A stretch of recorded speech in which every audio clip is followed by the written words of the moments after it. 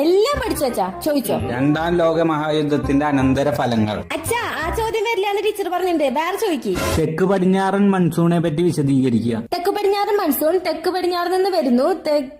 അച്ഛാ ഇതൊക്കെ സിമ്പിൾ അച്ഛാ, കുറച്ച് ടഫായിട്ട് ചോദിക്ക്. നാസിസം കൊണ്ട് ഉദ്ദേശിക്കുന്നത് എന്ത്? അതൊന്നും ഇമ്പോർട്ടന്റ് ക്വസ്റ്റൻ അല്ല അച്ഛാ, ഞാൻ മാർക്ക് ചെയ്തിട്ടില്ല, അതിന്ന് ചോദിക്കും. കേരളത്തിലെ മണ്ണിനങ്ങൾ ഏതൊക്കെ? തുടക്കം ഒന്ന് പറഞ്ഞുതരോ?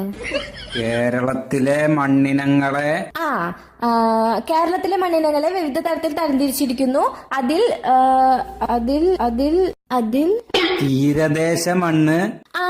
തീരദേശ മണ്ണ് എക്കൽ എന്താ? എക്കൽ മണ്ണ്. എക്കൽ മണ്ണ് തീരദേശ മണ്ണ്, എക്കൽ മണ്ണ്. പിന്നെ നല്ലൊരു പേരുണ്ടായിരുന്നല്ലോ അച്ഛാ, ലാറ്ററൈറ്റ് മണ്ണ്. ലാറ്ററൈറ്റ് മണ്ണ്. പിന്നെ ഇപ്പൊ തന്നെ പഠിച്ചോളാം, ഇപ്പൊ കിട്ടും. ചുവന്ന മണ്ണ്.